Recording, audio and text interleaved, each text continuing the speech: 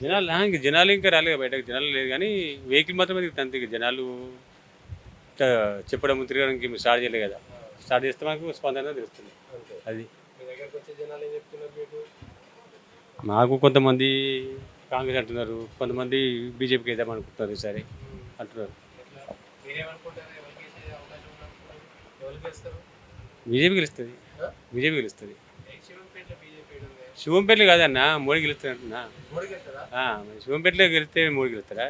మెదక్ పార్లమెంట్గా మెదక్లోకి వెళ్తారా? గెలుస్తాడు. మెదక్లా గెలుస్తాడు. బీజేపీ వెళ్తుందా? గెలుస్తాడు. ఎవరు ఇక్కడ తెలుసా? ఎవరు? ఇక్కడ క్యాండిడేట్ బీజేపీలో ఎవరున్నారు ఇక్కడ క్యాండిడేట్ రఘునందరావు తెలుసా? కాంగ్రెస్ టీఆర్ఎస్ గట్టి క్యాండిడేట్ కదా. క్యాండిడేట్ ఉన్నా మనకు కావాలి మోడీ అంతేనా? ప్రధానమంత్రి. అవుతాడా మళ్ళా? పక్క పక్క అవుతాడు. నమ్మకం సీట్లు ఎక్కువ తక్కువనే కానీ మోడీ గ్యారంటీ ప్రధానమంత్రి. ఎక్కువ తక్కువ అవుతాయా? అయినా కాకుండా ప్రధానమంత్రి అయితే మోడీ. మీ దగ్గర ఇక్కడ ఈడ ఇక్కడ బీజేపీ తక్కువ ఉందన్న కొంచెం చెప్తున్నా. రియల్ చెప్పాలని తక్కువ ఉంది. శివంపేటలో తక్కువ ఉంది. మరి ఎట్లా? ఇక గెలవనట్లయితే ఏంటిది ఎంపీ ఈ మా విలేజ్ మాత్రం చెప్తున్నాను. ఓకే. విలేజ్ అందరము ఇక్కడ బీజేపీ తక్కువ ఉంది. కార్యకర్తలు తక్కువ ఉన్నారు, కొద్దిగా కన్వెన్సింగ్ తక్కువ ఉంది. ఓకే. ఇట్లా ఇంకా బయట వేరే ఉన్నాయి కానీ ఆయన ఫాలోయింగ్ ఆయనకు ఉంది. ఉందా? ఉన్నది ఉందా? పార్టీలకు సంబంధం లేకపోయినా ఫాలో అయిపోయిందా? ఫాలోయింగ్ ఉంది. ఆయన వ్యక్తిగతంగా ఉంది. ఓకే. పార్టీ లేకపోయినా పోతుంది. వ్యక్తిగతంగా ఉంది ఆయన మాట.